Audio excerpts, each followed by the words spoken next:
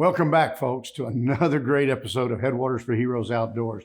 You watched last week as our two Purple Heart veterans entered into the Longfellow Ranch. Johnny got his mule deer, Josh got a whitetail, and now we're back.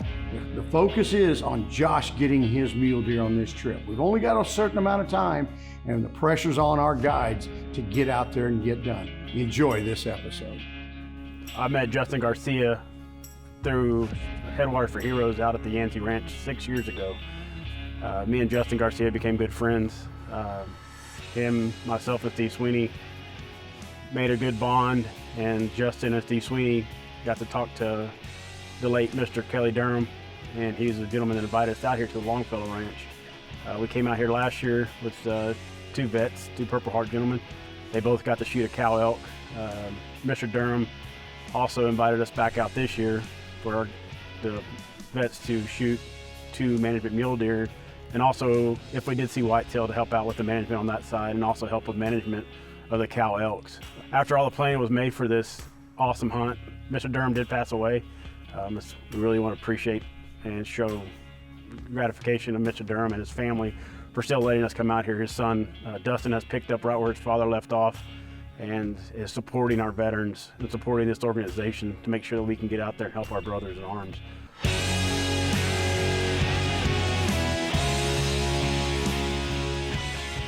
Josh, I met Josh out at Santa Cruz Ranch also. Me and Josh became good friends. Josh was a hunter out there with us. He came out twice. The reason we came out twice because we had an opening, and Josh, for the last minute phone call, Mr. Sweeney called him, said, "Hey Josh, can you make it?" And he's like, "Yes, I can." And I got to see Josh again. From that time on, me and Josh have been in contact, talking about his business, what he's going through. This weekend, me and Justin both got the emails from Mr. Sweeney talking about who's going to be here. We saw the two names of our hunters, and we were very excited, just as we are excited about everybody that we get to meet, because once we meet them, it's a phone number that's saved in our phone for the rest of our life, and those guys can call us whenever they need to. So we got to come down here, got to reunite. I know it's been at least 2 years since I've seen Johnny, and probably 4 years since I saw Josh, but from the time we got together, it was awesome. We got to start picking, doing what brothers love to do, start making fun of each other. We had a great time. It's been 3 years. Was the last time that we reconnected until this trip. So, I got a call, "Hey, we'd like to do, a story on you," from Mr. Sweeney.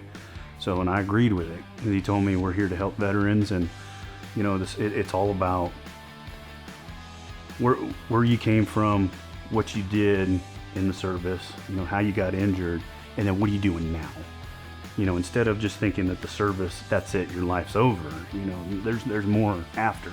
And I said, "Bet, I'll be a part of it. I'd be honored to." And then Jacob texted, and he put Justin, which he was a guide for me before, and Johnny, and I was like, "Oh my gosh, man, it's been like 3 years." I was like, "Are you kidding me? Getting all of us back together? How cool is that?"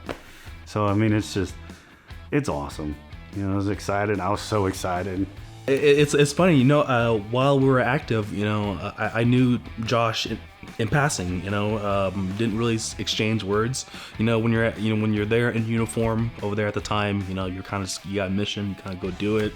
Everything else is kind of blurred out, and so didn't really exchange too much words while we were active, but we knew the same people, same circle of people. And then when I first saw him at one of the Headwaters for Hero hunts down there in Santa Cruz, it's like, "You look really familiar." And sure enough, you look really familiar too. And we started connecting the dots, and it's like, so-and-so? I was like, "Yeah, I know so-and-so. Yeah, I remember you." And I was like, what a small world it is, like we went to a completely different country to come back here to finally reconnect again. But how awesome it is to see him again after all those years.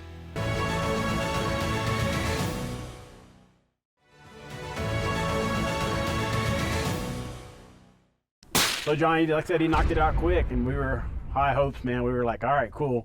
We're gonna go back out that evening. We're gonna get Josh, get his mule deer management buck, get him going.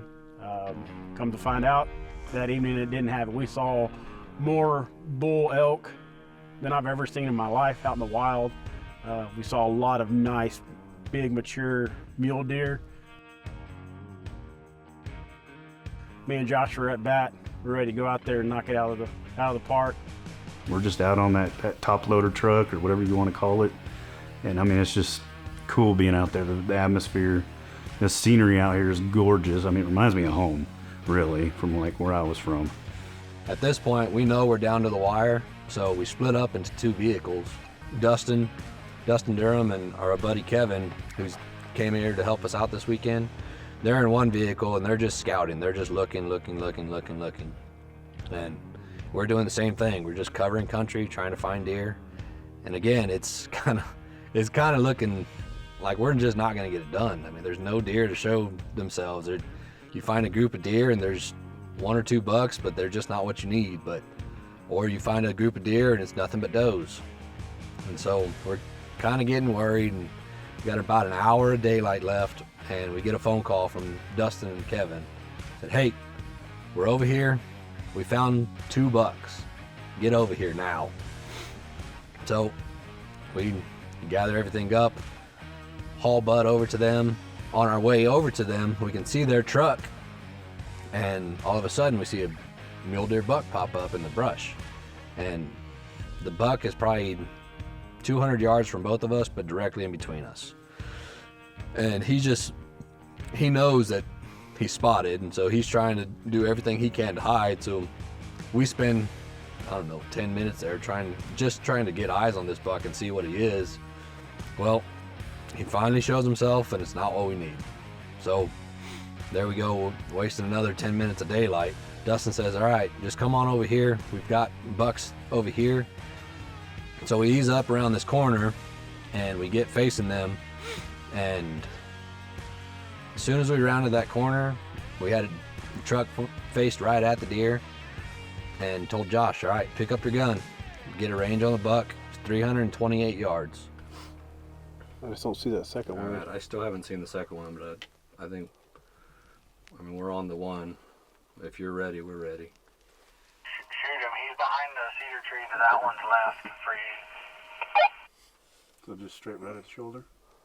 Yeah. And he wants us to take the one out? The other deer just laid down. You're good. Shoot Good. the one we're looking Keep the at. one Okay. straight. This one? Okay. If the camera's good.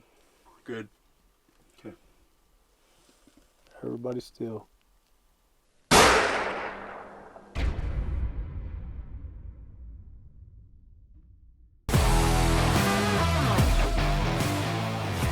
Nice shot. Yeah. Good One job, shot, brother. Josh. What happened, Johnny? Hell yeah, brother. Hell yeah. I mean, that buck just dropped straight in his tracks. Now everybody's real excited. We finally got the job done. After just hours and hours and hours of hunting, we finally got it done. Yeah, we just rolled up, and one of the guys was saying that there was a buck for us to shoot. So Justin told me to load up, got lined up and everything, and did that kill. I mean, no hesitation. Dang, that felt good. I'm like so pumped right now. I'll go do it again. But I mean, it's just such an exciting experience, you know, with the guys and the guys that are guiding. And I mean, just kudos to them for being out here, and Headwaters for Heroes for allowing me to do it. And I mean, I'm just blessed. I'm honored. It was awesome.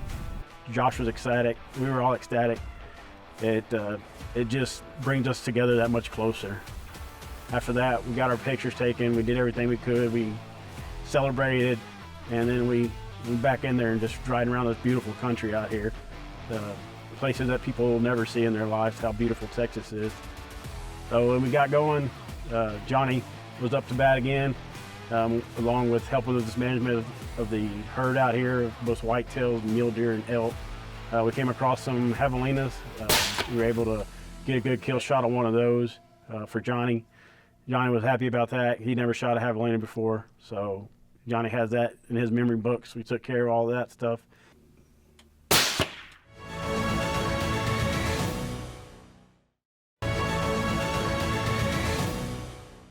My wife and I, we were trying to figure out, like, what can I do when I retire? We wanted to help somebody or help, you know, the community. We just wanted to do our part too. I was kind of used to serving, so I wanted to keep going that way. You know, well, God had pointed me in a different direction. One, I met my wife. She pulled me out of the bottom of a bottle. I mean, such a blessing, you know, and has helped me grow to the man I am today. So she came home with a story. She was working up in neurosurgery. So she's a nurse, and on top of that, she's got psychiatric background. And she told me that there was a friend of hers that her brother was murdered, and the church went in 2 weeks later and cleaned it up. And I'm sure they didn't really know what they were doing. It was just, what's on top. We talked about it. She brought the story back to me, and I was like, well, my first half of my career, I was a tanker, 19 kilo. And in 2006 is when I reclassed to NBC, which is chemical. And we do a lot of sampling, PPE protection, respiratory protection. So I already had the credentials for it. And she's like, well, why don't we just start crime scene cleanup? And then to help the community. So we started Spotless Crime Clean about 5.5 years ago. My wife and I were the ones that built it. So we own it and we operate Spotless Crime Clean. So we're the ones that are always on scene helping them. We just have that passion.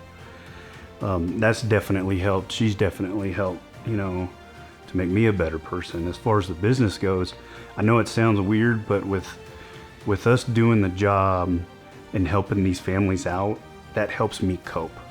It gives me a purpose, as you want to say.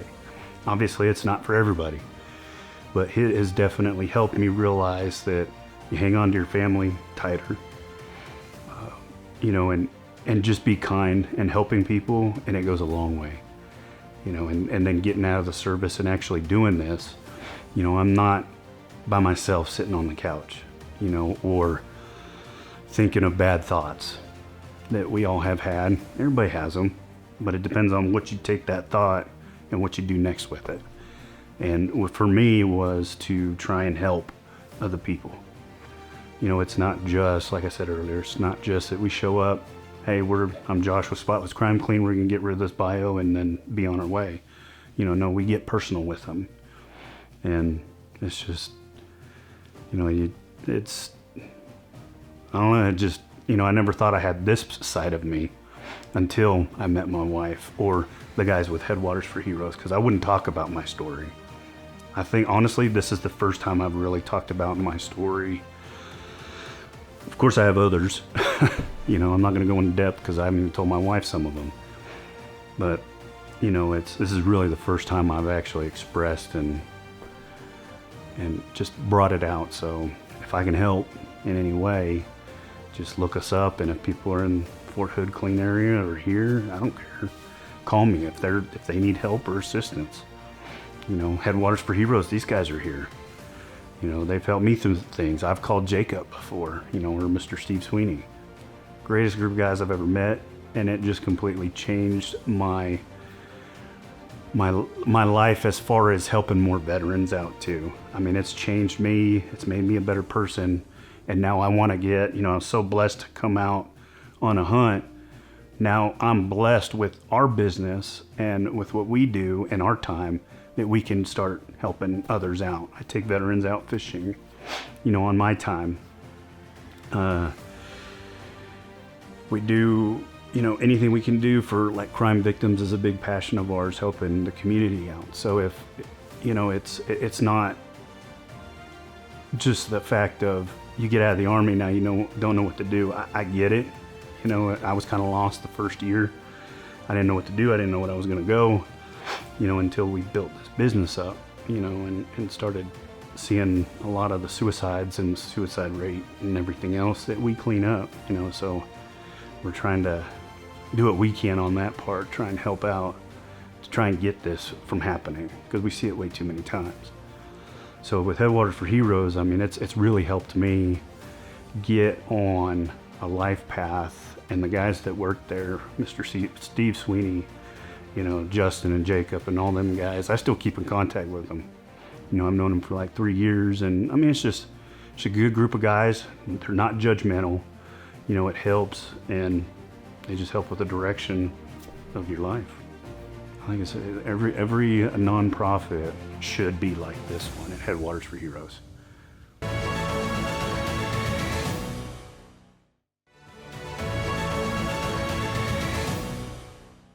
We've got the buck on the truck. We're making our way back to the house, and we come over this big pass and we're looking off in the flats, and all of a sudden, I think it was Johnny, was either Johnny or Jacob. One of them said, "Hey, there's some elk over here on the side of this hill. Look," and it's a big herd of cow elk. There's probably 15 or 20 of them in this herd. I look at Josh and said, "Hey, you want some extra meat for the freezer?" So he says, "Yeah, don't tempt me with a good time." So he gets on the gun. He's ready to go. Again, we range this deer or this elk, and I think it was 312 yards. Is it on? Face it to the right. Yes.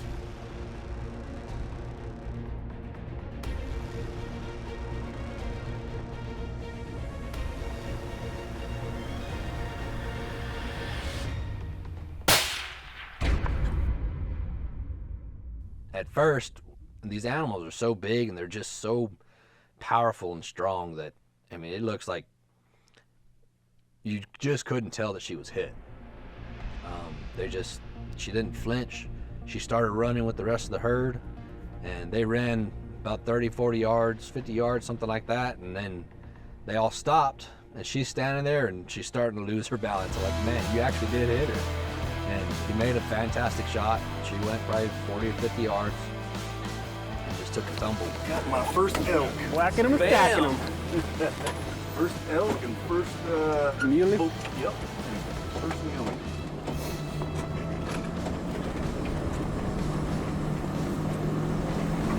Thank you. He did a perfect lung shot. She ran a couple feet and she was down. Celebration started again. And just the two, Josh and Johnny being brothers that have through this organization, Josh was like right away, "Hey, you get half my elk." He's got plenty of meat for the freezer, and he looks at Johnny, and he's gonna split that elk right down the middle. He's giving Johnny half the elk meat. They both got a mule deer. Josh has a whitetail. I mean, they're both going home with a bunch of meat to fill their freezers. And I tell you that this area of Texas produces some of the best groceries you can ever find. That elk meat is just fantastic. I mean, we sat down for dinner tonight and we had elk chili with a little bit of mule deer chorizo inside of it, and man, it was fantastic. And so I think these guys they're really in for a treat with some good meat to take home. I mean, we had a wonderful weekend. It's great. It's always great seeing these guys, but when you can get away from everything, just unplug from the world and get out to West Texas and hang out, and I mean, it's like you were never away from them. You're just instantly, it's like a brotherhood, and instantly you're friends. I mean, we're all cutting up and joking and just we're constantly dogging on each other, and the whole weekend is just full of laughs. And so I think that cow elk it kind of really finished out the weekend. I mean, this evening was a fantastic hunt, and it wrapped up the weekend perfectly. You know, with Johnny being here, we've known each other. We actually deployed 06-08 together. He came in 2007 while we were already downrange. So he was same unit, deployed, didn't even know it. And I came out on my first Headwaters for Hero hunts, and he was out there. And then they were asking, about the story, and he's like, "Yeah, I was with 152. I was a Black Knight." And I was like, "What? When?" And he told me, and I was like, "Dude, I thought I recognized you. He's on the Colonel's PSD." Or whatever you want to call it back then. It's just kind of cool, and him and I both being out here hunting together and not seeing each other for 3-4 years, and coming back together. And I mean, it's just exciting to share that with a brother that I went downrange with and haven't seen in years. And yeah, we've been giving each other high fives and, just supporting each other. It's just, I think that's what it's about. If everybody can come out and just support each other, even back home, they might say that there's nothing wrong. Ask them, there's something going on in there. Just ask a fellow veteran, "Hey, are you okay?" Don't be judgmental. Don't be scared. Support us, support the veterans, the ones that come out here. No matter what kind of ailments these guys have, whether it be physical or mental or whatever they may be dealing with, this time out here with us or wherever they go with Headwaters, they kind of get a release where they can, not focus on what all is going on in their life, but kind of enjoy it for a minute. And that little break, whether it helps them that much or that much, it's worth it. I mean, just a little bit of time for them to have something for themselves.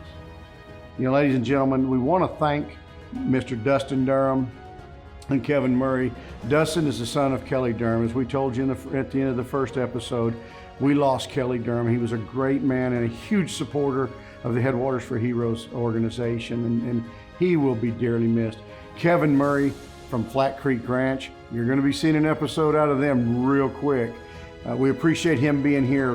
He was helping scout to try to make this a success. I want to thank my volunteers, Jacob Herverda and Justin Garcia, for their hard work and all they put into making this real. Ladies and gentlemen, thank you for coming and watching Headwaters for Heroes Outdoors. We'll see you next time.